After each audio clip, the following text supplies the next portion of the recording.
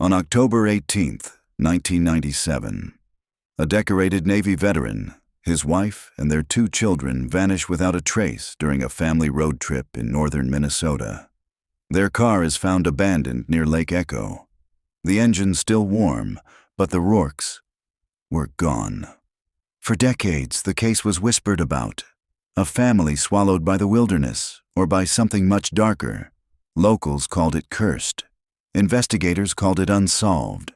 But hidden tapes, buried documents, and voices long silenced suggest Lake Echo was never just a lake, and the Rourkes were never just missing. Subscribe now for more stories where the shadows are deeper than they first appear. The first reports came in on a Monday morning, July 14, 1997. The call was logged at 7:43 a.m., made by the owner of Echo Pines Cabins, a lodge built decades earlier on the north shore of Lake Echo. His name was Harold Fisher. In the audio recording, still preserved in county archives, his voice is rough and steady, though beneath it runs a tremor. "I don't know what else to do. Their car's still here. All their things are in the cabin. But the family's gone." He was talking about the Rourkes. Daniel Rourke was 42 then. Retired from the Navy after 12 years of service, he had a square build, a bristling mustache, and the look of a man who carried discipline like a second skin. His wife, Claire, taught second grade in Duluth. She was 38, with auburn hair she wore long, and a smile her neighbors often described as instant sunshine. Their children, Evan, 9, and Sarah, 6, were inseparable. The kind of kids who turned backyard sticks into swords and kitchen chairs into fortresses. They had checked into cabin number 7 on Friday evening, July 11th. Harold remembered the details clearly because the veteran had struck up a conversation about fishing spots, asking what was biting this time of year. He wanted to take the kids out on the water first thing Saturday, Harold recalled, and they did. Several guests later reported seeing the family by the dock early that morning, Daniel loading a cooler into a small aluminum fishing boat, the children scrambling with life vests too big for their frames. By dusk, the cabin was dark. The next morning, Sunday, nothing stirred. No breakfast pans, no footsteps on the pine needles outside. The cabin remained silent. By noon, Harold went to check. What he found unsettled him. The Rourke's luggage sat unpacked against the bedroom wall. Claire's purse was on the nightstand. The children's clothes were folded neatly in drawers. Evan's sneakers, caked with dried mud, sat by the door. Everything in place, as if the family had simply stepped outside and evaporated. And then there was the boat. Drifting about 20 yards from shore, its bow nudged against the reeds, engine off. Inside, 2 fishing rods, 1 broken, a child's pink windbreaker, and nothing else. The sheriff's office launched a search within hours. Boats combed the lake in widening circles, men shouting names into fog that clung stubbornly to the water. Divers went down. Sonar scanned the lake bed. For 3 days, they dragged hooks across the silt, pulling up nothing but branches and weeds. Not a body, not a footprint, not a clue. Decades later, those who lived through that summer still remember the silence. Not the noise of the helicopters, not the whine of engines cutting across the lake. What haunted them was the silence after, when the water gave nothing back. Lake Echo earned its name long before the Rourkes vanished. Locals say it's a trick of the cliffs. Shout across the water, and your voice bounces back faintly, like something alive answering from the woods. But after the Rourkes disappeared, the echo took on a different meaning.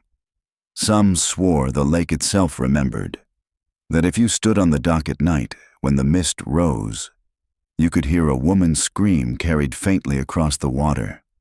In the official report, Sheriff Paul Linden summarized the case in stark terms. Family of 4, presumed drowned. Search yielded no remains. It should have ended there. A tragic accident. Water claims lives every summer. Boats capsize, swimmers misjudge currents. The file could have been closed, but then came the inconsistencies. Daniel Rourke's Navy training made him a strong swimmer. He knew water safety better than most. Why hadn't anyone been wearing life jackets? Why was the boat found intact, not overturned? And why did autopsy dogs brought weeks later signal twice near the old boathouse pilings, but divers found nothing? Whispers spread quickly. Maybe the family had staged their disappearance. Maybe Daniel, struggling with unspoken demons from his military years, had led them into the woods and never come back.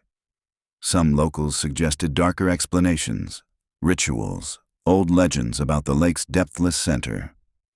Theories swirled, but evidence was absent. By autumn, the media frenzy had burned itself out.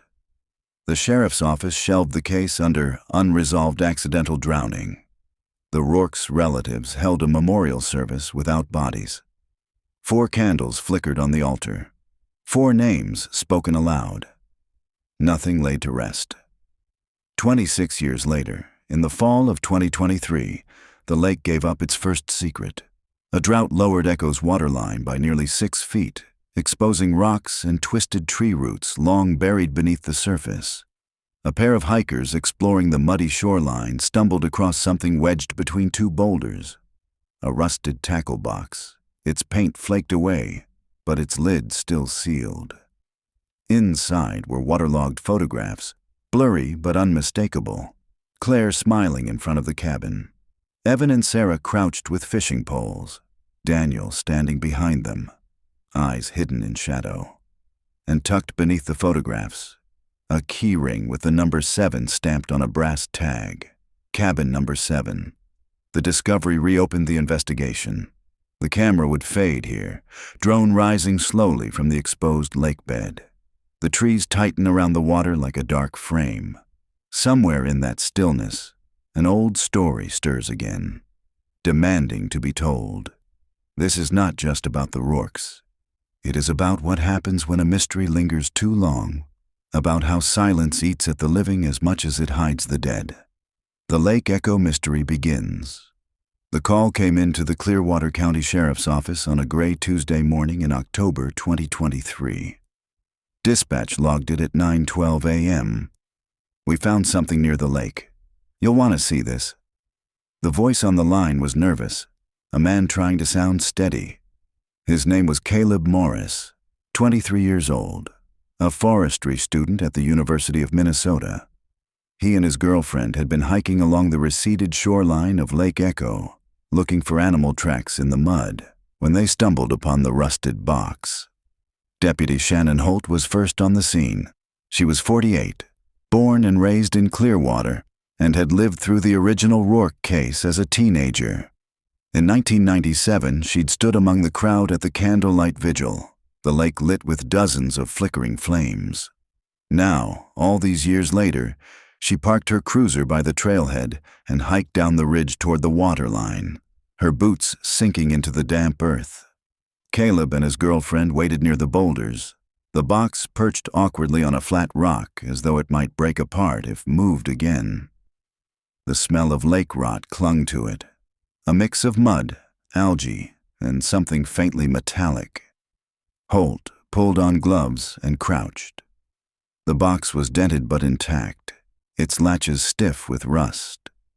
She pried them open with the edge of her penknife. Inside, the waterlogged contents shifted like a soaked sponge. The photographs came first, blurred and warped, their colors smeared into unnatural hues. But faces still emerged from the paper.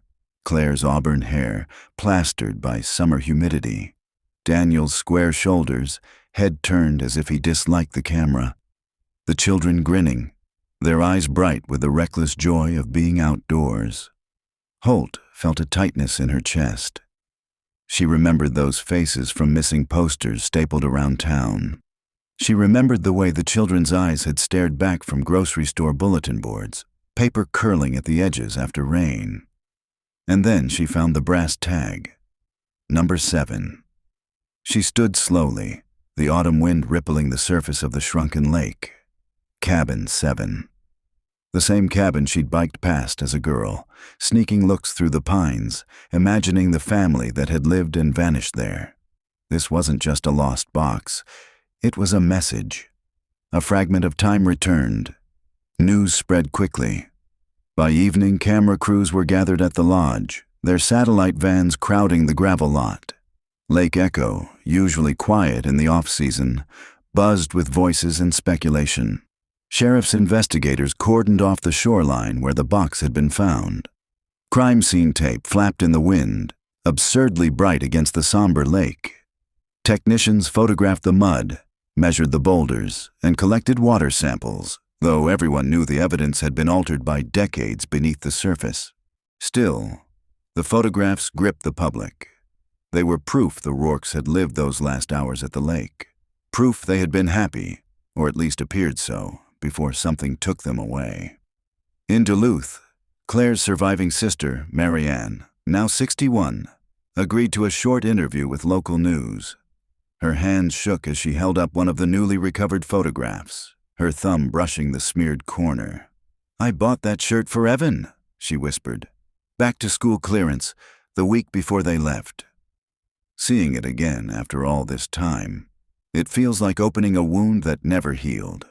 The investigation was officially reopened. Sheriff's Detective Alana Price, a newcomer to Clearwater but seasoned from years in Minneapolis homicide, was assigned to lead the case. She approached it with a mixture of professional detachment and quiet dread. Her first step was to review the original 1997 files. Boxes of reports, photographs, taped interviews, all stacked like a mausoleum in the sheriff's evidence room.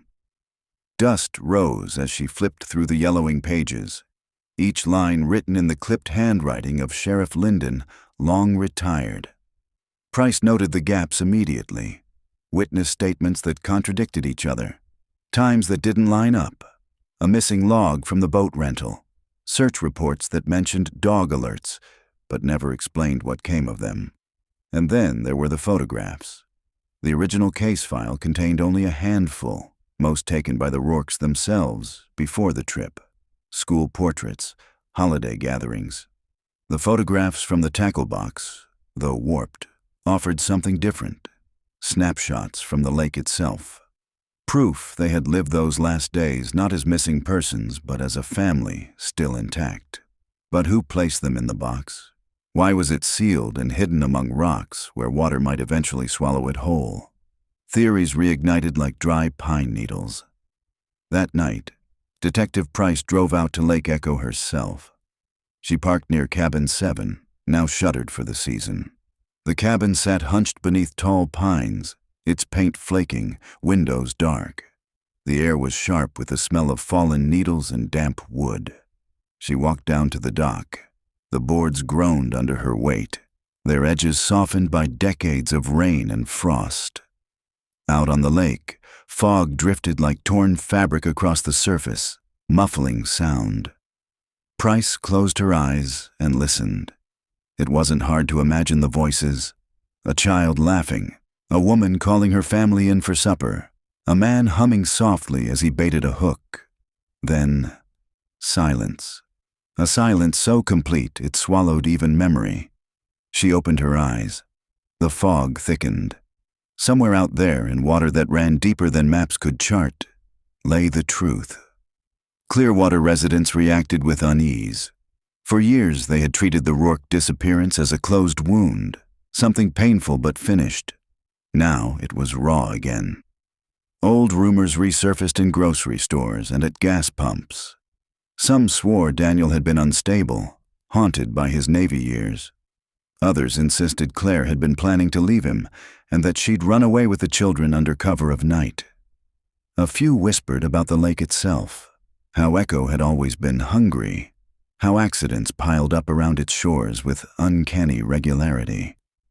At a local bar, an old fisherman leaned close to the reporter's microphone and said, "You don't get it. That lake don't give back what it takes. Never has. Never will." For Marianne, the photographs were both gift and curse. She spent hours staring at them, tracing the blurred outlines of her niece and nephew. But at night, she dreamed of the lake. She saw the children calling for her from beneath the surface, their mouths open but no sound reaching her. She would wake gasping, her heart hammering. "It feels like the past isn't done with us," she told Price during their first meeting. "Like something's been waiting all these years for us to come looking again." The drought dragged on. Each week, the shoreline receded further, revealing drowned stumps, rusted cans, even an old rowboat that had been missing since the 1950s. Treasure hunters with metal detectors arrived, hoping to find coins or relics. But what they found instead was darker. 2 weeks after the tackle box discovery, a boy searching near the boathouse ruins stumbled upon a patch of disturbed earth. At first, it looked like animal digging, shallow and scattered. But when deputies brushed away the dirt, they uncovered a length of fabric, canvas, mold blackened. Inside was a fragment of bone. Human. The past, once silent, was speaking again. The morning the bone was found, fog lay heavy over Lake Echo, a pale curtain drifting across the shoreline. Deputies sealed the site with yellow tape, their radios crackling in the damp air. The patch of earth looked ordinary at first glance, a shallow depression littered with roots and leaves. But the fabric inside told a different story. Detective Alana Price stood at the edge of the tape, arms crossed, her breath forming clouds. The fragment of canvas had been carefully lifted onto a tarp, black with mold, frayed at the edges. It resembled an old duffel bag or satchel. A single rusted zipper dangled loose. The bone fragment inside was no larger than a hand, pale against the dark fabric. Price crouched, studying it closely. It looked like part of a rib, weathered by time, the kind of fragment that seemed both fragile and unyielding. Dr. Alan Harker, a forensic anthropologist brought in from Minneapolis, arrived mid-morning. He knelt by the tarp, his gloved hands steady. "Definitely human," he confirmed after a long pause. "Cortical thickness suggests adult. Could be male, though we'll need lab analysis to know for sure." Price straightened, the lake wind tugging at her coat. An adult. It could be Daniel, or Claire, or no one connected to them at all. Echo had swallowed more than its share of lives over the decades. Still, the proximity to Cabin 7 and the timing of the drought discovery made the implication unavoidable. The Rourkes were no longer only missing. They were, at least in part, here. The sheriff's office held a press conference the next day. Reporters crowded into the wood-paneled community center, cameras blinking red. Sheriff Mark Jensen, who had taken office long after the original case, stood at the podium with Price at his side. "We have recovered human remains near the Lake Echo shoreline. At this time, identification is pending. We are pursuing every avenue, including the possibility of a connection to the Rourke family disappearance in 1997. Questions flew. About DNA, about suspects, about the chances of finding more remains. Jensen deflected, repeating the refrain. Too early to say. Price said little, but she felt the weight of every eye in the room. For Clearwater, this was more than an investigation. It was the reopening of an old wound, and the town wanted answers. Forensic analysis moved quickly. The bone fragment was cleaned, photographed, and tested. Within 10 days, preliminary DNA results returned, partial match to the Rourke family line.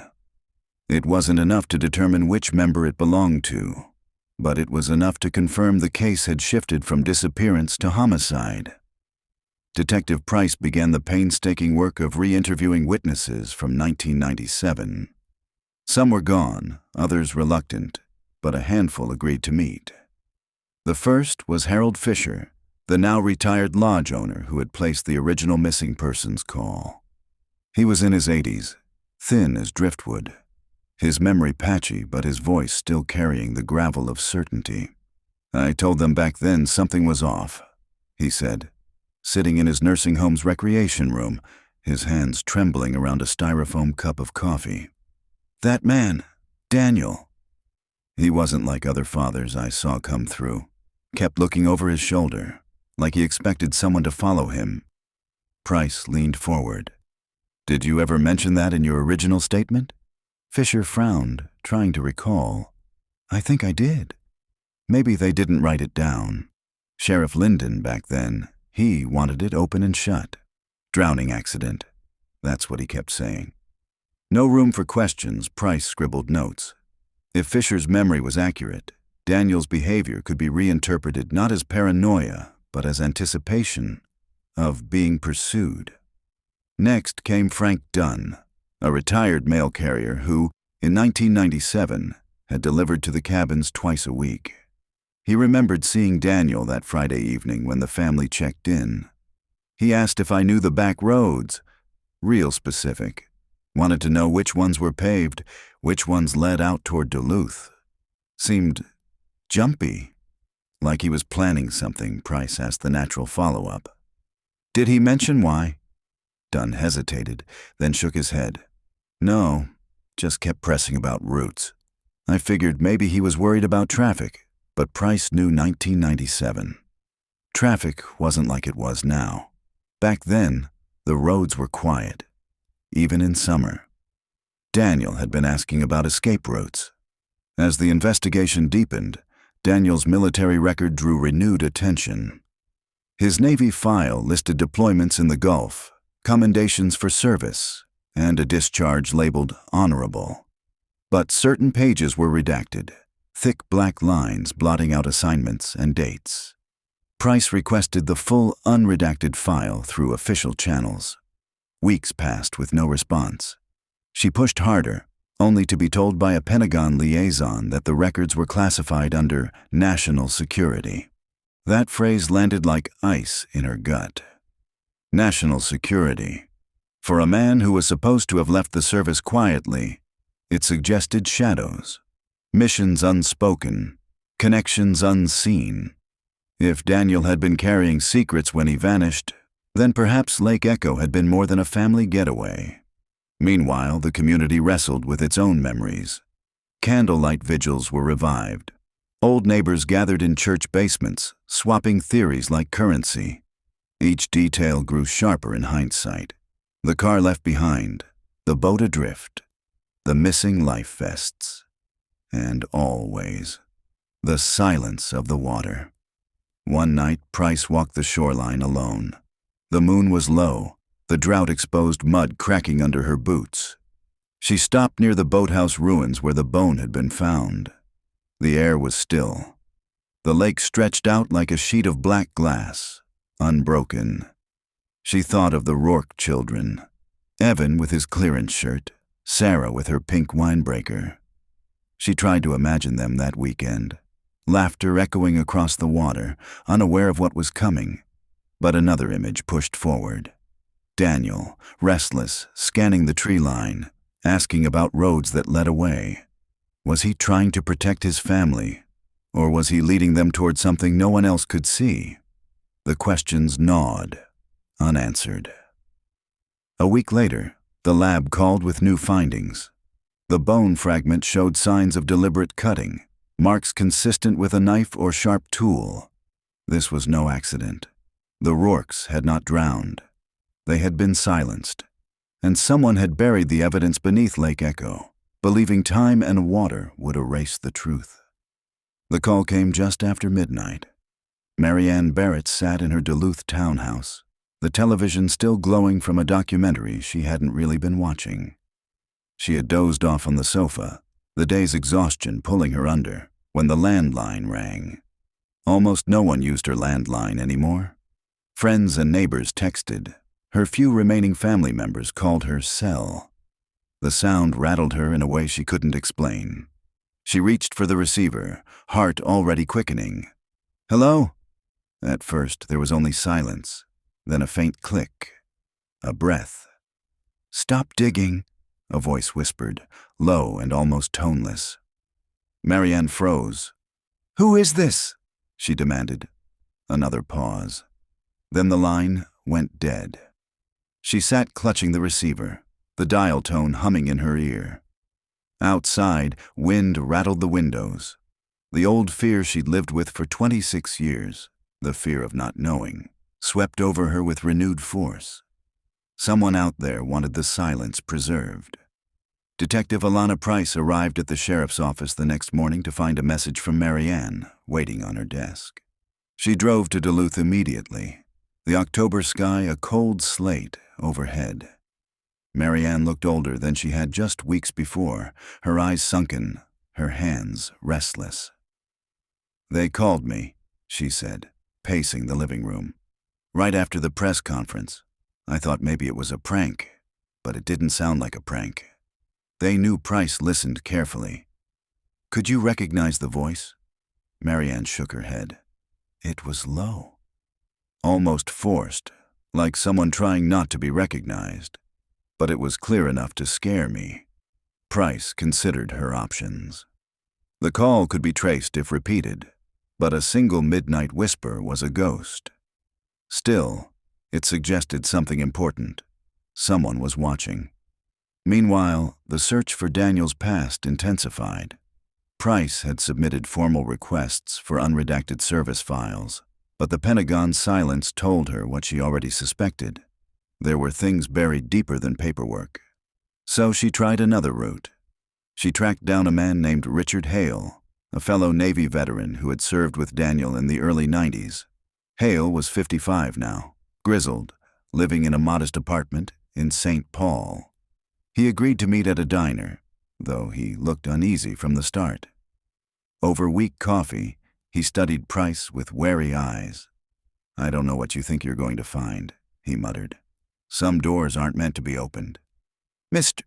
Hale, I'm investigating the disappearance of his family. You served with him. You knew him. Anything you can tell me helps." Hale drummed his fingers on the table. Finally, he spoke. "Daniel was good at his job.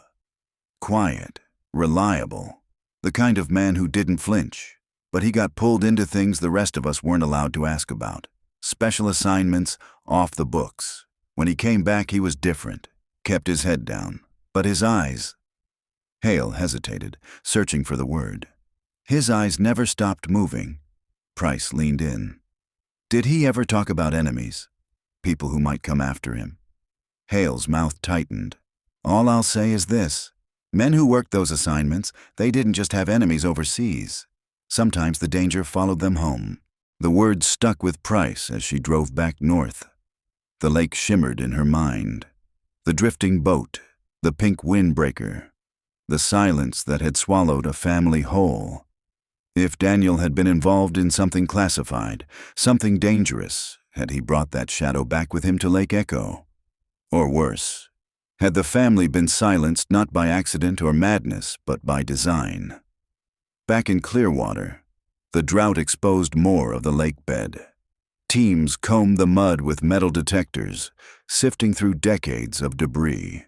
They found fishing lures, beer cans, rusted tools, but no more remains. Still, the unease grew. Rumors spread that the lake was cursed, that it punished those who disturbed it. At the lodge, a maintenance worker swore he'd seen lights flickering on in cabin 7, though it had been locked since September. Another guest claimed to have heard children's laughter drifting across the fog at dawn. Price dismissed these stories as superstition, yet even she felt a prickle of unease each time she stood at the shoreline. The air seemed heavier, as if the water itself resisted the truth. 2 nights later, Marianne received another call. This time, she didn't answer. The phone rang 4 times, then stopped. Minutes later, her cell buzzed with a text from an unknown number. "You're waking ghosts. Let them sleep." She forwarded it to Price immediately, her hands shaking so badly she could barely type. Price stared at the message for a long time. Whoever sent it wasn't just toying with Marianne. They were warning her. And warnings implied knowledge. Somewhere between the redacted files, the whispered phone calls, and the silence of Lake Echo, someone still alive knew what had happened in 1997, and they were afraid of it being uncovered. That night, Price sat at her kitchen table, the case file spread open before her. The photographs from the tackle box lay on top.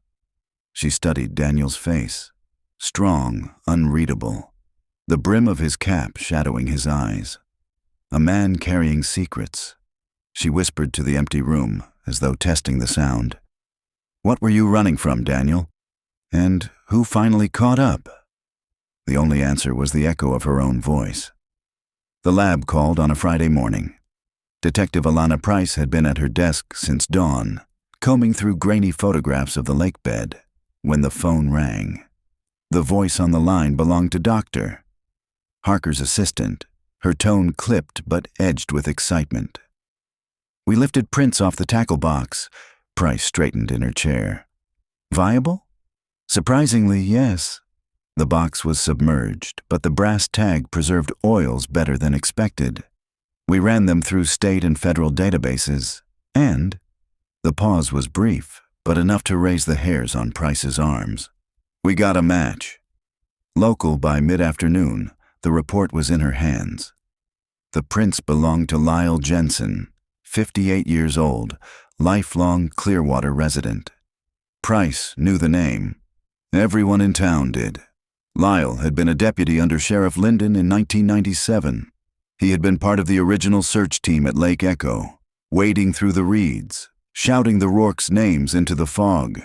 And now his fingerprints were on the tackle box that had surfaced 26 years later. She drove to his property on the outskirts of town, a farmhouse crouched among bare trees. Lyle was on the porch, a blanket over his shoulders despite the mild autumn air. His face was lined, his eyes watery from years of drinking, but when he saw Price step out of her cruiser, he stiffened. "Detective," he said flatly. "I figured you'd be by." Price climbed the steps. "Your prints came back on the Rourke tackle box. Want to tell me how they got there?" He looked past her, out at the gray fields. "I touched a lot of things back then. We all did. Could be from the search." Price shook her head. "The box wasn't logged as evidence. It was never mentioned in reports. Yet your prints are on it." For a moment, silence stretched between them. A crow cawed from the tree line. Then Lyle exhaled, long and ragged. "We found it," he admitted. "Day 3 of the search. Wedged under some rocks near the boathouse. Sheriff Linden said it was nothing. Just family junk. He told me to toss it back." Price's pulse quickened. "And you did?" Lyle nodded slowly. "I didn't argue. Linden made it clear. He didn't want no open-ended mess. He wanted drowning accident on the books and the town calm again. Said a box of photos didn't prove anything. So I threw it back." The admission stunned her. Evidence had been discarded, not lost to time, but deliberately returned to the lake. "Why are you telling me now?" she pressed. Lyle's gaze shifted, uneasy. "Because I'm tired. Because it's been clawing at me for 26 years. And because—" He swallowed hard. "Because Linden wasn't just trying to close a case. He was protecting someone who—" Lyle's eyes flicked toward the road, as if expecting someone to be listening. "I don't know. He never said. But he had orders, Price. Don't think for a second that decision was his alone." That night, Price pored over Linden's old files again. She thought of his red pen, his insistence on accidental drowning, the neat closure he had forced into a case full of holes. If he had been protecting someone powerful enough to command silence, then the disappearance of the Rourkes was not random tragedy. It was containment. But containment of what? News of Lyle's admission spread quickly. Clearwater was a small town, and secrets leaked like groundwater. By Saturday morning, murmurs filled the diner, the hardware store, the church steps. Sheriff Linden, now living in a retirement community 2 towns over, became the subject of furious debate. Some defended him, insisting he had only done what he thought best to protect the town from chaos. Others accused him of betrayal, of burying truth alongside the Rourkes. Marianne, meanwhile, found herself harassed again. Anonymous letters began arriving at her mailbox, typed, unsigned. The first was simple. "Do you really want to know what happened?" The second, a week later. Your sister wasn't who you thought she was. Price studied the letters under a desk lamp late one evening. The phrasing felt clinical, deliberate. Not idle threats, but psychological pressure. Whoever sent them wanted Marianne rattled, wanted her to doubt even her memories of Claire. Was it an attempt to silence her, or to lure her toward a truth too dangerous to name? The drought worsened. The lake bed cracked open in places, releasing smells of rot and iron. Children who wandered too close came home with shoes caked in black muck. One afternoon, a metal detectorist sweeping near the western shore unearthed something chilling. A military-style dog tag, half buried in mud. The lettering was faint but legible. Rourke, Daniel M. U.S. Navy Price, held it in her palm as the sun dipped low, the tag cold against her skin. The family had been swallowed here. But the trail did not end at the water's edge. It was leading somewhere darker. The retirement home smelled faintly of disinfectant and overcooked vegetables. Detective Alana Price walked down the corridor, past open doors where television game shows flickered and elderly residents dozed in recliners. She carried no badge on her chest today, only a thin folder tucked under her arm. This was a conversation she wanted quietly. Sheriff John Linden was 90 now, his frame shrunken, his skin mottled like worn leather. Yet when Price entered his room, he looked up with a spark of recognition, those old blue eyes still sharp, even as his hands trembled on the armrests of his chair. "I know why you're here," he said, before she'd even spoken. Price closed the door behind her. "Do you?" He nodded slowly. "Lake Echo." She sat across from him, meeting his gaze. "We found your deputy's prints on the Rourke tackle box. He says you ordered him to throw it back." Lyndon's jaw tightened. For a long moment, he said nothing. Then he gave a small, bitter smile. Lyle never could keep his mouth shut. "Is it true?" Price pressed. He shifted in his chair, eyes drifting toward the window. "I did what I was told." The case was never mine to solve. Price leaned forward. "Told by who?" Silence. The clock ticked on the wall. Finally, Linden exhaled, long and shaky. "They came 3 days before the Rourkes disappeared. 2 men. Suits, government plates on the car. Said they were with defense. Flashed credentials I wasn't allowed to copy. They wanted to know if a Navy man named Daniel Rourke had checked into the cabins." Price's chest tightened. "And had he?" Linden nodded. "Checked in Friday morning. They asked me not to mention their visit. Told me to keep things calm if anything happened." Price felt the air in the room constrict. She steadied her voice. "So, when the family vanished, you already knew there was more to it." Linden's eyes hardened, though his hands trembled. "Listen, detective. You weren't there. You don't know what it was like. This was a small town. People wanted answers. The government wanted silence. I gave them both." Price swallowed the bile rising in her throat. "You called it an accident. I called it survival," Linden snapped, the old fire flaring in his voice. "You think Clearwater could have stood up to Washington? To whatever those men represented? If I had pushed, they would have steamrolled this whole town and buried the truth deeper than Echo's bottom. At least this way, people could keep living." For the first time, Price saw the toll it had taken on him. Linden was not a man who had covered up out of malice, but out of fear, and perhaps out of a twisted sense of protection. But his choices had condemned a family to silence. She rose from her chair. "You know withholding evidence is obstruction." He gave a brittle laugh. "What are you going to do? Lock up an old man on oxygen?" "My punishment's already here." His voice cracked. "I see those kids every night, standing in the doorway, asking me why I let them stay down there." Price's throat tightened. She left him with his ghosts. Driving back to Clearwater, dusk falling around her, Price felt the edges of dread creep in. Federal agents at Lake Echo, classified Navy files, Daniel asking about back roads. This wasn't simply a missing persons case. It had the fingerprints of something larger, something national, etched into it.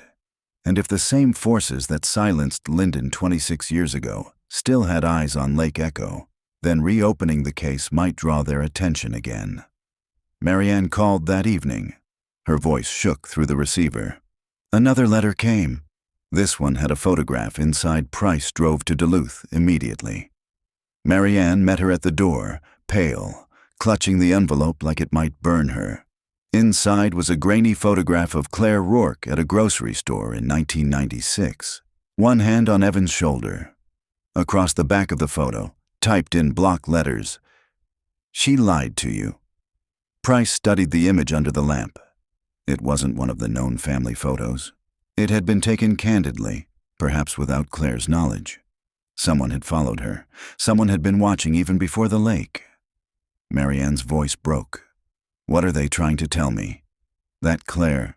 What? That she was involved? Price shook her head. No, this isn't truth. This is manipulation. Someone wants you questioning your memories, your loyalties. It's pressure, nothing more. But privately, Price wondered. If federal agents had been circling Daniel, had Claire known? Had she been complicit in his secrets? Or a bystander swept under? The line between victim and participant blurred in unsettling ways. That night, Price couldn't sleep. She replayed Lyndon's words over and over. 2 men in suits, government plates, defense. She thought of Daniel's dog tag, pulled from the mud, of the knife marks on the bone fragment, of the whispered calls telling Marianne to stop digging. And she thought of the lake, dark, wide, silent. Echo didn't just hide things. It reflected them back, twisted, until truth itself seemed uncertain. As dawn bled gray over Clearwater, Price made herself a vow. If the Rourkes had been silenced by forces bigger than this town, she would tear those forces into the light, even if it meant being swallowed herself.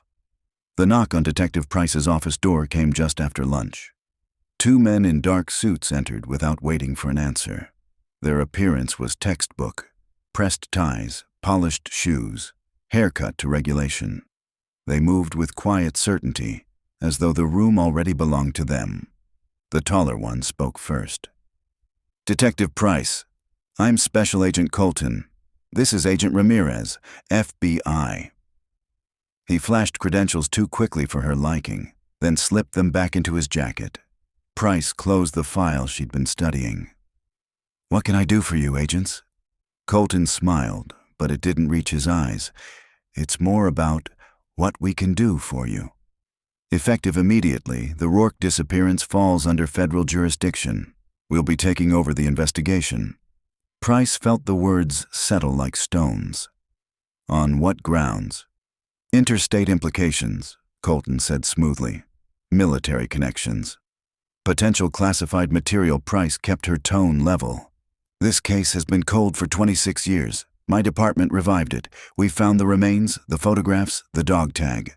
With respect, agents, this is ours. Ramirez." The quieter of the two leaned forward slightly.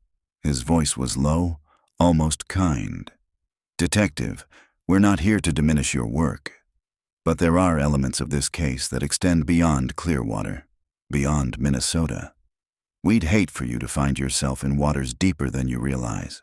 They left her with a single sheet of paper, federal transfer of jurisdiction, signed, dated, effective immediately. When the door closed behind them, Price sat motionless. She stared at the paper until the letters blurred. Waters deeper than you realize. That evening she drove home by the long route, circling through back roads. Twice she noticed the same dark sedan in her rearview mirror, headlights steady, never passing. When she turned down a gravel lane, it turned too. When she cut suddenly back toward the highway, it disappeared. Her pulse drummed in her ears. At home, she drew her curtains tight. For the first time since she'd joined the force, she set her service weapon on the nightstand before she slept. Sleep did not come easily. Marianne's calls became more frequent. "They sent me another photo," she said one morning, her voice frayed. This one was of Sarah. At the playground, taken from a distance. Price drove to Duluth to see it. The picture was black and white, printed on cheap paper. Sarah's windbreaker gleamed faintly, her smile frozen mid-motion. Across the bottom, scrawled in ink, "Children pay for parents' sins." Marianne's hands shook as she handed it over. "What do they want from me?" Price placed a steady hand on hers. "They want you frightened, isolated, doubting everyone around you. But why me? Why not just you, if you're the one digging?" Price didn't answer. Because Marianne was family. Because she was vulnerable. Because she represented the one thread of memory that could not be redacted. Days passed. Officially, the FBI now controlled the case. Unofficially, Price kept her investigation alive in the shadows. She revisited Daniel's Navy file, rereading the redacted passages until her eyes ached. She traced the timeline of his deployments, the gaps that didn't line up. She highlighted one assignment, spring of 1993, blacked out entirely. And she remembered Lyndon's words. They came asking about him. What had Daniel carried from that mission? What secret had followed him to Lake Echo? Late one night, as she left the station, she found her car unlocked. She was sure she had locked it. Inside, nothing was stolen, but the glove compartment was open, and her notebook, the one with her private annotations, sat on the passenger seat. Someone had read it. The message was clear. "We see you." Price drove out to the lake the next morning, standing at the exposed shoreline where the dog tag had been found. The water was low, the mud cracked like old parchment. She imagined Daniel here, 26 years earlier, standing where she stood, watching his children skip rocks. Had he known then that shadows from his past were closing in? She bent down, scooping a handful of lakebed mud, letting it crumble through her fingers. "Tell me," she whispered to the silent water. "What were you running from?" Only the echo of her own voice returned. That evening, Marianne called again, her tone frantic. "They're outside," she whispered. Price stiffened. "Who?" "I don't know." "A car, parked across from my house. It's been there an hour." Lights off, Price grabbed her keys, heart hammering. By the time she reached Duluth, the car was gone. Only tire tracks marked the curb. Marianne stood in her doorway, pale, clutching the blue handbag they'd found in Reed's office weeks earlier. "They're trying to break me," she said. Price hugged her, though her own pulse raced. "Then we don't break. We fight back." But as she said it, a shadow of doubt crept in. If federal hands were pulling strings in 1997, what chance did two women have against them now? The tip came in a plain envelope. Detective Price found it waiting on her windshield one frosted morning, tucked under the wiper blade. No return address, no handwriting, just a folded sheet of newspaper from 1998, its edges yellowing. The headline read, "Family still missing, Lake Echo search called off." A circle of red ink highlighted the byline, "Arthur Bellamy, Clearwater Gazette." She remembered the name faintly. Bellamy had been the town's senior reporter in the 90s, retired years ago. She hadn't seen him at any press conferences or town halls since the case reopened. That evening, she drove to his house. Arthur Bellamy lived in a small bungalow at the edge of town. The blinds were drawn, the porch cluttered with stacks of yellowing newspapers. When Price knocked, it took a long minute before the door creaked open. Arthur was in his late 70s, his hair a mess of white strands, his body frail but his eyes bright behind thick glasses. "Detective Price," he said softly. "I wondered when you'd come." "Someone left me your article," she replied. "Looked like a message." He stepped aside. "Then you'd better hear the rest." Inside, his living room was a museum of his career. Walls lined with framed headlines, file boxes stacked waist-high. He moved carefully among them, as if walking through a minefield of memory. Price waited as he shuffled to a file cabinet, unlocked it, and withdrew a thin folder. He placed it on the coffee table. "I tried," he said, his voice low.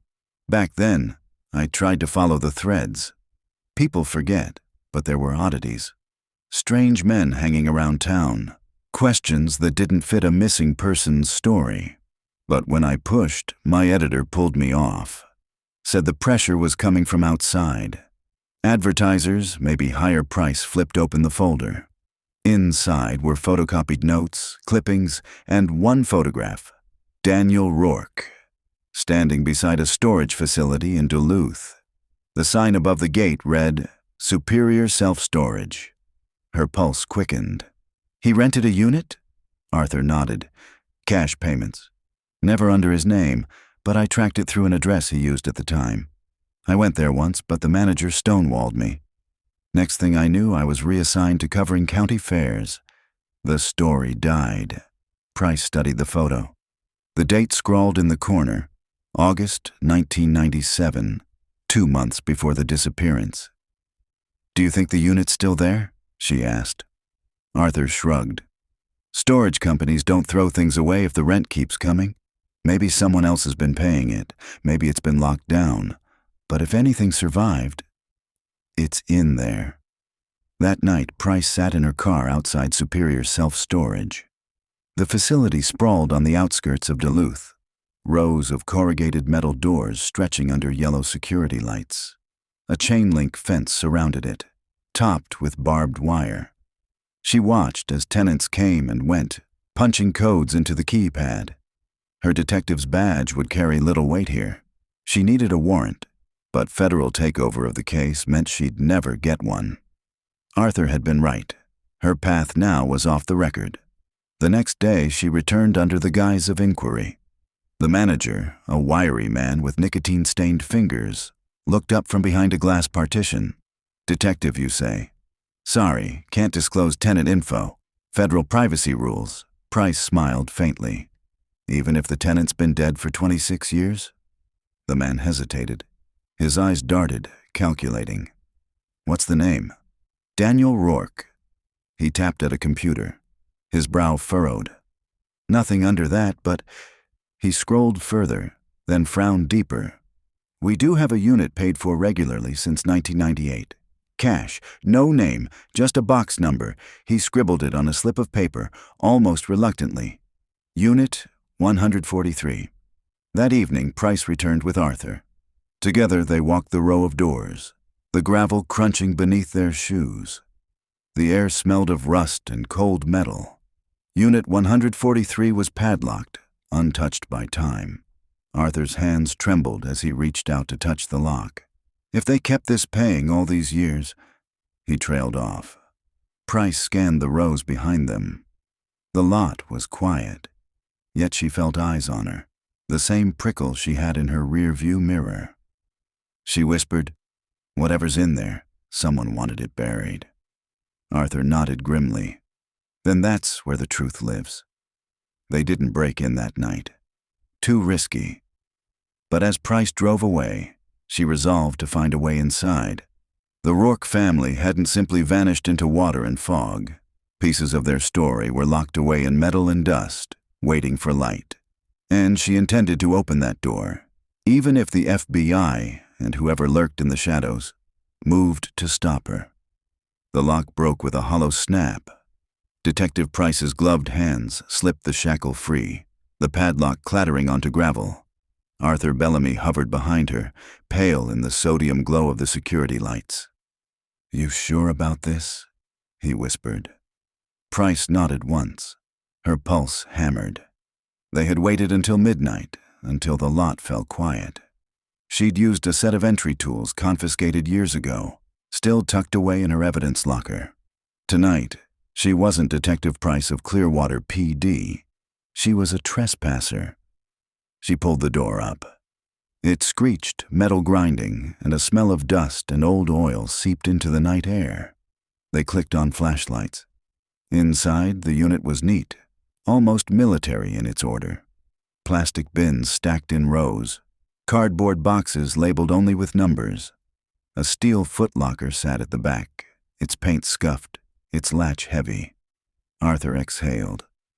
This looks less like storage, more like Archives.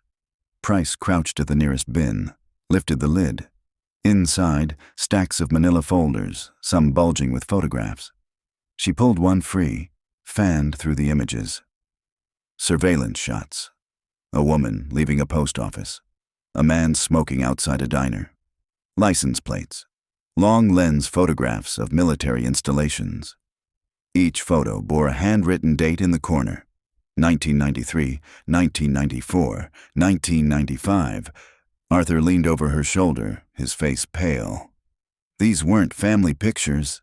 The next box held spiral notebooks. Daniel's handwriting, cramped, coded in shorthand and symbols. Price turned the pages. Among the scrawls, one word appeared again and again. Echo. Not always referring to the lake. Sometimes paired with military acronyms, sometimes with coordinates. A word that seemed both code name and warning. Arthur muttered. He was tracking something, or hiding it. They moved deeper. In the footlocker, beneath folded navy fatigues, Price found a sealed envelope. The paper had yellowed with age. Across the front, in Daniel's careful block script, "If anything happens to me." Her throat tightened. She broke the seal. Inside was a letter. "Claire, if you're reading this, it means I failed. There are things I was ordered never to speak of, things they will bury me for. You and the kids must leave if it comes to that. Don't trust anyone from the base. Don't trust anyone who shows up asking about Echo. They'll make it look like an accident.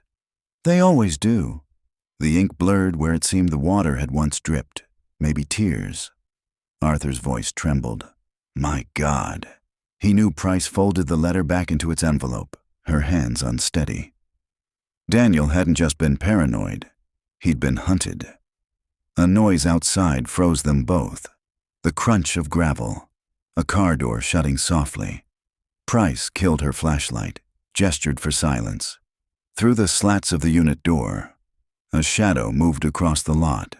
A figure in a dark coat, head turning slowly. Arthur's breath quickened. Price pressed a finger to her lips.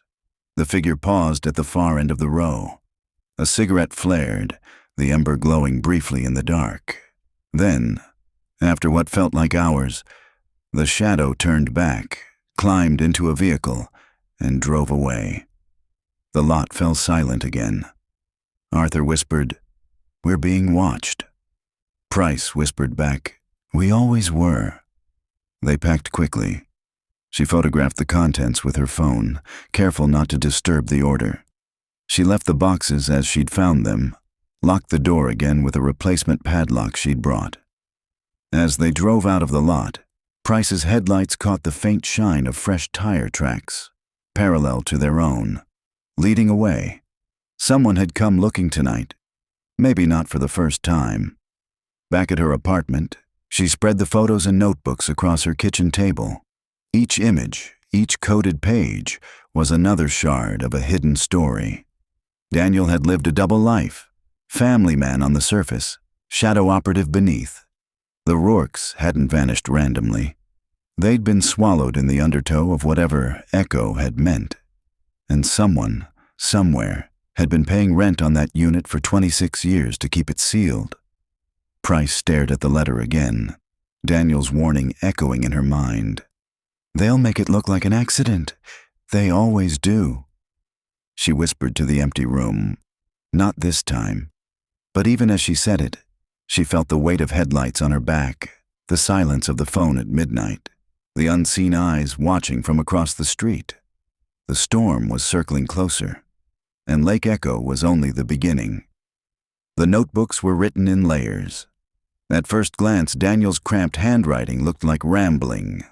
Half-finished words, broken symbols, lists of numbers. But after 2 nights of cross-checking, Price began to see the patterns. Arthur, hunched over the table with a magnifying glass, traced a line of notes with his finger. "Look, these numbers repeat. Same format, not dates. Coordinates. Price typed them into a map. Red pins bloomed across Minnesota. Small towns, stretches of highway, lakes. But one cluster drew her attention. Deep in the Superior National Forest, miles from paved road. "Here," she murmured. "Over and over, he calls it Station E." Arthur leaned back, his eyes wary. "Echo?" Price nodded slowly. "Echo." They set out before dawn. The drive north was long, the roads narrowing to cracked pavement, then gravel, then dirt. Pines closed in around them, branches heavy with frost. Arthur rode in silence, the map open on his knees.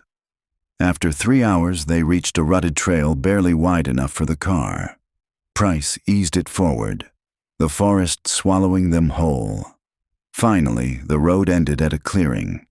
The cabin stood in its center, timber walls sagging, roof patched with rusted tin. No smoke rose from the chimney, no footprints marked the frost. Yet Price's gut tightened. The place felt occupied, if not by people, then by memory. Inside, the air was damp, musty with mold. Dust covered the table, the stove, the bunk in the corner.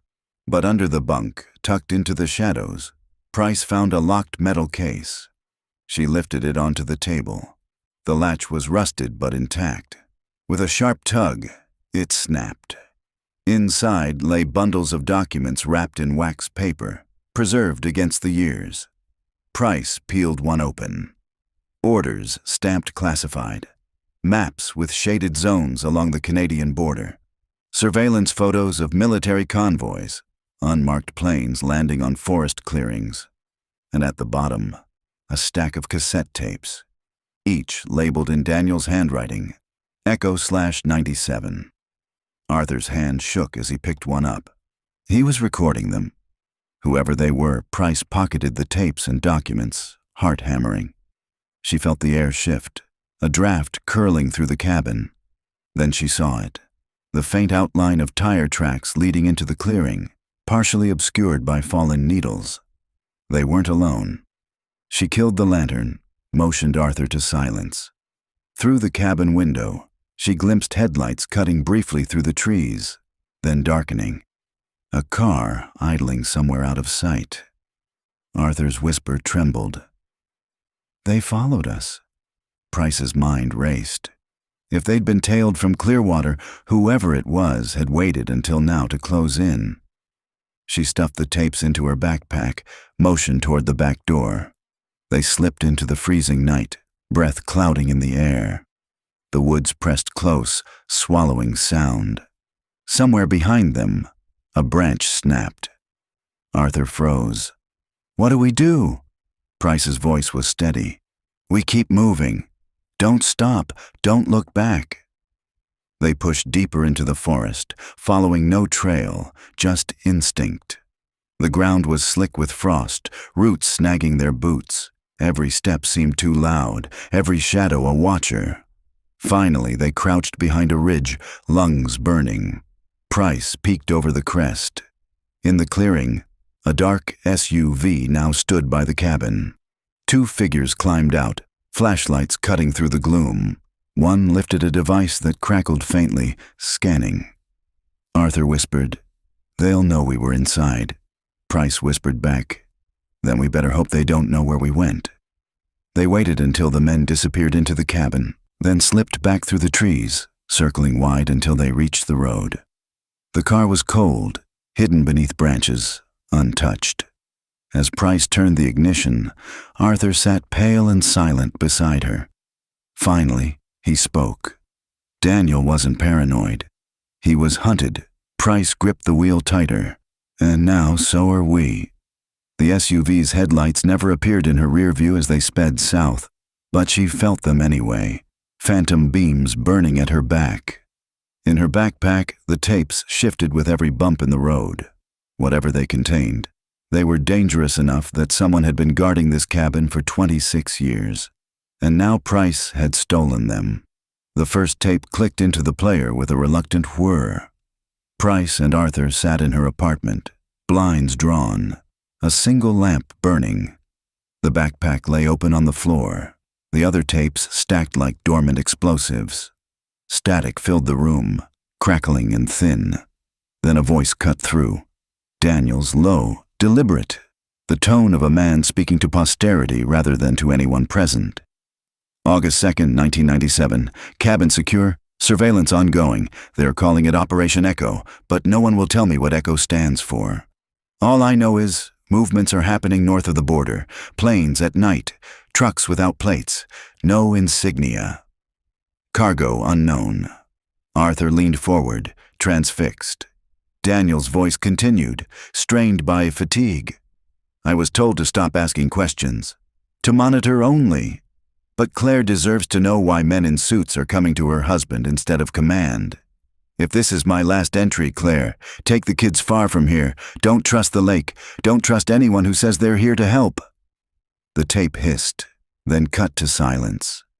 Price ejected it with trembling fingers. He knew he was in over his head. Arthur's voice was hushed, and he knew they were circling. They loaded the next. This one began with muffled noise. Wind against a microphone, the crunch of boots on gravel. Then voices, distant but sharp. Tonight's the drop. Keep the family out of sight until it's done. Price froze. A second voice replied, clearer, gravelly, with authority. No witnesses. You know the drill. If he doesn't comply, sink it. Echo stays clean. The recording cut suddenly, the last words echoing in the static. Sink it. Arthur's eyes widened. My God! They were talking about the lake. Price's stomach knotted. This wasn't paranoia. It was conspiracy in plain speech. Daniel's family had been collateral in something hidden beneath official channels. The third tape was different. It began with Daniel's breath, ragged, like he'd been running. September 12th. I don't know how much longer we have. They've been watching the house. Claire doesn't believe me, but the kids see it. I hear the trucks at night by the shoreline. They said if I don't hand it over, they'll come for her. I can't let... A loud bang cut him off, followed by chaos, shouting, doors slamming. A child's scream, faint but unmistakable. The tape warbled, then stopped mid-sound, as if torn from the recorder. Arthur whispered, that was the night. That had to be the night Price sat rigid, heart hammering. She could still hear the faint scream in her head. Evan, or Sarah, caught forever in magnetic tape. They sat in silence, the apartment heavy with ghosts. Arthur finally broke it. We have to turn these over. This is proof. They can't bury it if it's in the record. Price shook her head sharply. If we hand it to the Bureau, it vanishes, just like the Rourkes did. We need another way. Arthur looked at her, fear flickering in his eyes. Another way means enemies you can't see coming. Price leaned back, staring at the ceiling. They're already coming. That night, unable to sleep, Price replayed the gravelly voice from the second tape in her mind. No witnesses. Sink it. Something about the cadence nagged her. She went to her desk, pulled out an old file from the Sheriff's Department archives. Sheriff Linden's reports, interviews, notes. At the bottom of one page, a list of contractors who had worked with the local police during the late 90s. Private security firms, consultants. One name was underlined, Charles Charlie Carnes. She whispered the name to herself, Carnes. The gravelly voice had weight, command, menace. Could it have been his? And if Carnes had been on the ground at Lake Echo, then Daniel's disappearance wasn't just a byproduct. It was an execution.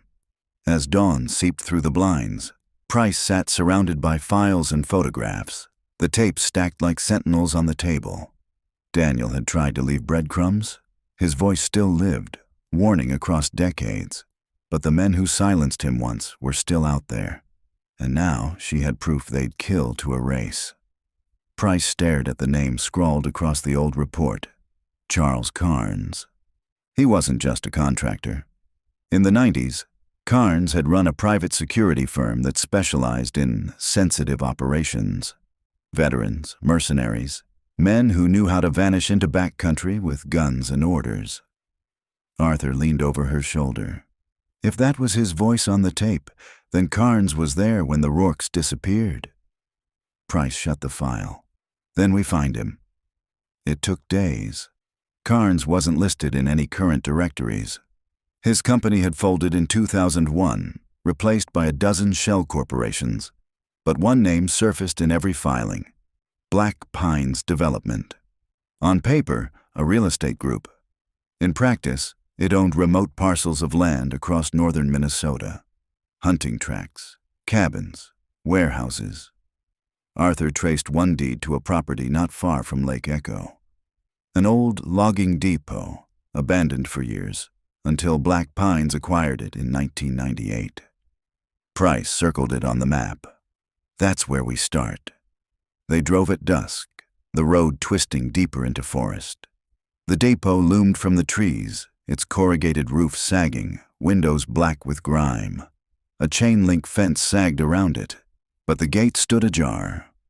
Price killed the headlights, parked beneath the trees. "Stay here," she told Arthur. But Arthur followed as she climbed the fence. His voice was tight. "If Carnes is tied to this, I need to see it." Inside, the depot smelled of oil and mildew. Rusted machinery lined the walls, but in the center of the floor stood something newer. A steel shipping container, its door bolted, a generator humming faintly beside it. Price's pulse quickened. She pressed her ear to the container. A faint clicking came from within, like a hard drive spinning. Arthur whispered, "What the hell is this?" Before Price could answer, headlights flared outside. Engines. They ducked into the shadows as two SUVs rolled into the yard. Doors opened. Men stepped out, dark coats, rifles slung casually. Their voices carried low across the depot. "Check the container. Boss wants it moved tonight." Price's hand closed around Arthur's arm.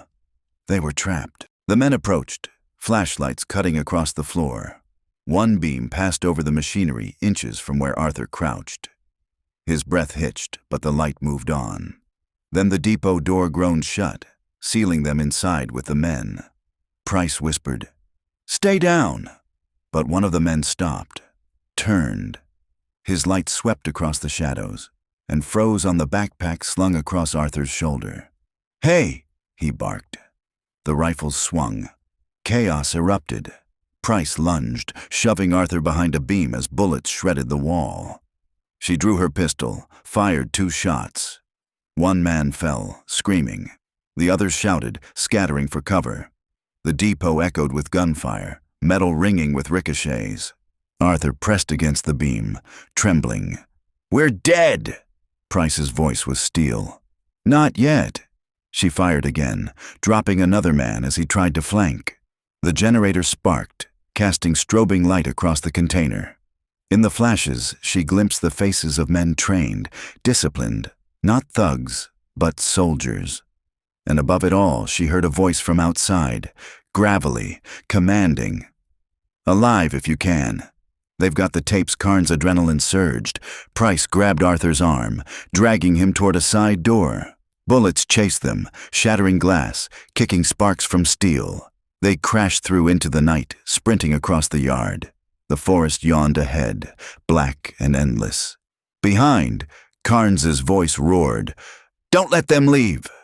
They plunged into the trees as rifles cracked, bark exploding around them. Branches clawed their faces, roots tripped their feet, but they ran until their lungs burned. Only when the gunfire faded did they collapse against a fallen log, gasping in the dark. Arthur's voice shook. That was him. That was Carnes. Price gripped her pistol, chest heaving. And now he knows we're not just sniffing around. We're a threat. The forest pressed silent around them, save for the wind in the pines. Price stared back toward the depot, where faint lights flickered through the trees. Carnes had been there 26 years ago. He was here now, and whatever was locked inside that shipping container was worth killing for. Arthur's voice trembled. "What do we do now?" Price looked at him, her face grim, her eyes hard. "We finish what Daniel started." The morning after the firefight, Price and Arthur sat in the diner on the edge of Clearwater, silence hanging between them. The tapes lay hidden in Price's satchel beneath the booth. Arthur's hands shook as he stirred his coffee, his face ashen. "We can't run anymore," he said finally. If Carnes knows we have the tapes, he'll come until one of us is gone. Price nodded. Then we take it to him. The plan was simple, reckless. They would draw Carnes out, force his hand, and they would do it at Lake Echo. By nightfall, the shoreline lay empty, the water black and silent. The November wind whipped across the dock, biting at their faces. Price placed a portable recorder on the planks, the cassette spinning. Daniel's voice spilling into the night. "If I don't hand it over, they'll come for her. I can't let—" The tape crackled, the scream echoing again. Arthur swallowed hard. "He'll come for this." Headlights cut through the trees. 2 SUVs rolled to a stop on the gravel lot. Men poured out, rifles slung, and from the lead vehicle stepped Carnes. Even in the dim light, Price recognized the posture. Broad shoulders, thick hands, a face aged into hard angles. The same gravelly voice that had haunted the tapes barked across the night. "Turn it off. Hand it over, and maybe you walk away." Price stood firm on the dock, the recorder whirring at her feet. "Not this time, Carnes. Daniel Rourke recorded everything, and now everyone will hear it." Carnes's laugh was low, dangerous. "You think the Bureau hasn't known? You think anyone will care what a dead man said on tape?" Arthur's voice cracked.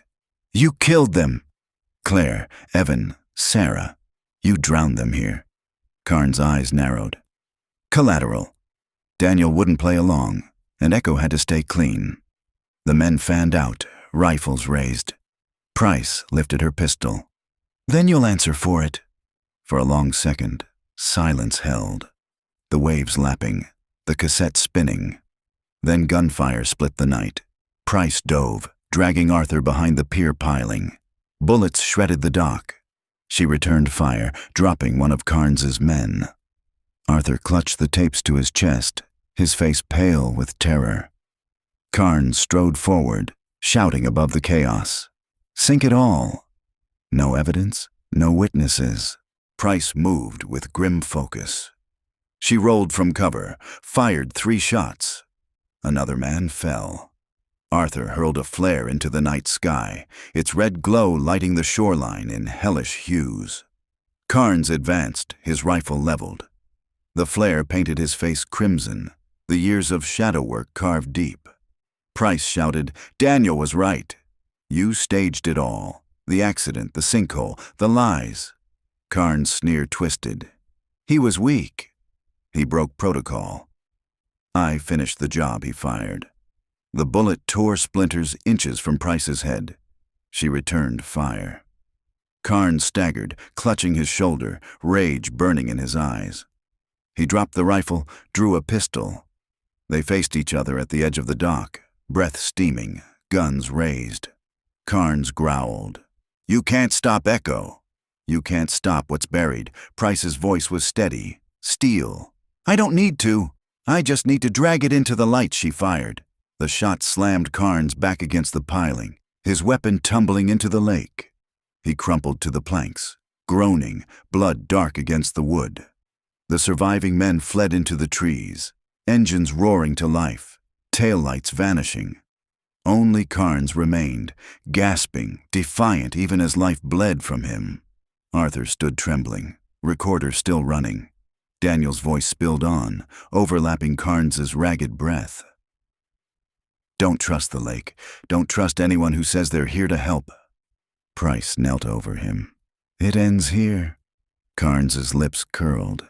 "You have no idea how deep it goes." His eyes glazed.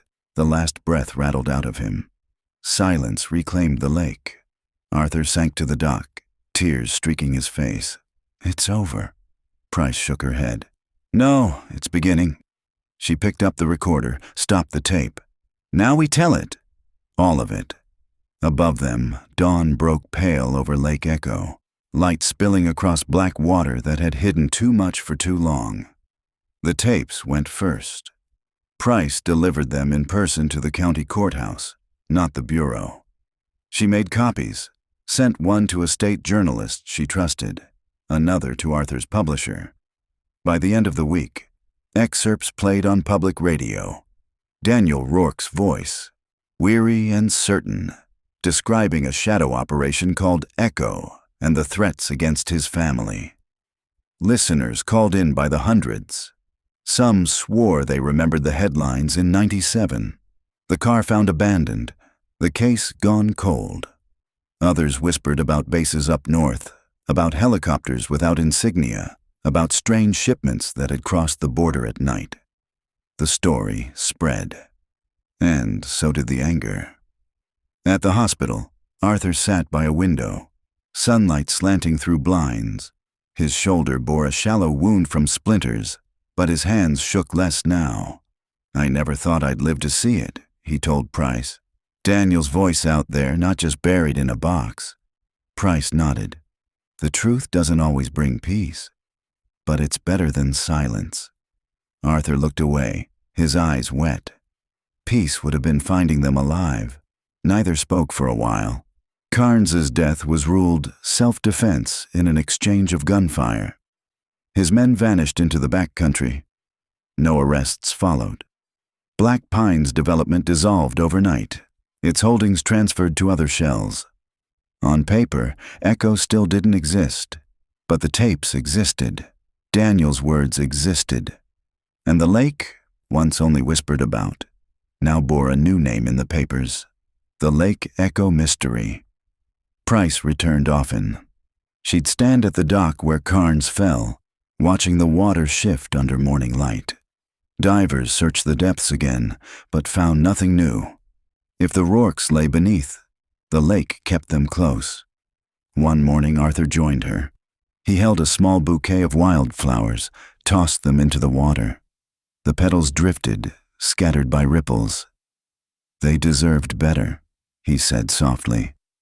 Price agreed, but the silence that followed was gentler than before. Months passed. Arthur finished his manuscript, not a novel, but a reconstruction. The Rourke story told in Daniel's own words, the tapes woven between chapters. His publisher released it with a simple cover, a photograph of Lake Echo, fog curling above the black water. It became a quiet success, not a sensation, not a scandal, but a testament. Readers wrote letters to Arthur, veterans, widows, children of the missing. They spoke of their own ghosts, their own unfinished stories. Arthur kept each letter in a shoebox. He said they were proof that silence could be broken. For Price, the case never closed. She knew Carnes was a piece, not the whole. Daniel's warnings echoed still. Sometimes at night, she'd wake certain she was being watched. Headlights pausing outside her apartment, footsteps retreating down the hall. She learned to live with it, the way a scar lives with the skin. But she also remembered Micah Carraway, the man who had betrayed and then saved them. His name surfaced once in a veteran's newsletter. Died quietly in hospice, survived by no family. Price clipped the notice. She kept it beside Daniel's letter, the one that began, "If anything happens to me." Both men had been caught in Echo's undertow. Both had left fragments of themselves behind. The lake remained, as it always had. In summer, fishermen cast lines. In winter, ice fishers cut holes in the frozen surface. Children skipped rocks on its edge. Most never knew what lay beneath, or what had once been silence there. But some nights, when the fog rolled low and the wind carried strange echoes, locals swore they heard voices on the water, a man's steady tones, a child's distant cry. Price never dismissed them. On the anniversary, Arthur and Price returned together. They carried no flowers this time, only a small cassette player. Arthur set it on the dock, pressed play. Daniel's voice spilled softly into the still morning. "Claire, if you're hearing this, I tried to keep you safe. Don't let them take the light from you. Don't let them take the truth." The tape wound to silence. Arthur's throat tightened. Price placed a hand on his shoulder. For a moment, the two of them stood there, listening to the empty dock, to the lapping water, to the weight of unfinished time. And in that silence, They felt not peace, but something close enough to live on. The Lake Echo mystery never received a final answer, but the questions lived, and the voices lived, and the world, at last, could no longer pretend they had never been.